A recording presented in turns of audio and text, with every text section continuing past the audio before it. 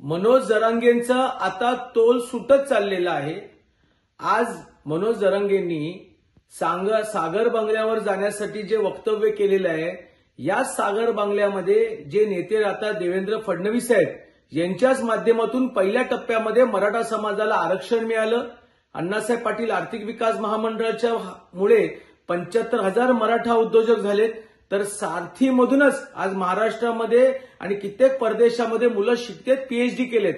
आता जरांगेंचं एक एक पत्ता उघड होत असताना जे त्यांच्यावरती टीका करतात त्यांच्याबद्दल त्यांनी बोललं पाहिजे।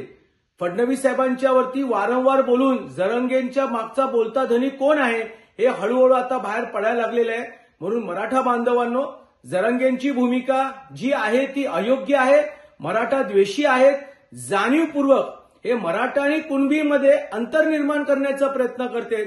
सगळे सोयरेबद्दल ही राज्याचे मुख्यमंत्र्यांनी 6 लाख हरकती जे आलेले आहेत, या 6 लाख हरकतीचा निर्णय झाल्यानंतरच त्याच्याबद्दल निर्णय घेऊ हे स्पष्ट झाल्यानंतरही वारंवार जरांगे हे त्या ठिकाणी देवेंद्र फडणवीस साहेबांच्या बद्दल बोलतात। कृपया करून जरांगेंनी आपलं तोंड सांभाळावं, नाहीतर हा विषय पूर्णपणे बाहेर चाललेला आहे।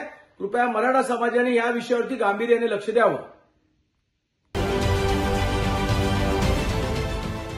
देश विदेशातील प्रत्येक घडामोडींचे लाईव्ह अपडेट मिळवण्यासाठी आता साम टीव्हीच्या सर्व सोशल मीडिया प्लॅटफॉर्मला लाईक, फॉलो आणि सबस्क्राईब करा। तसंच सर्व नोटिफिकेशनसाठी बेल आयकॉन प्रेस करायला विसरू नका।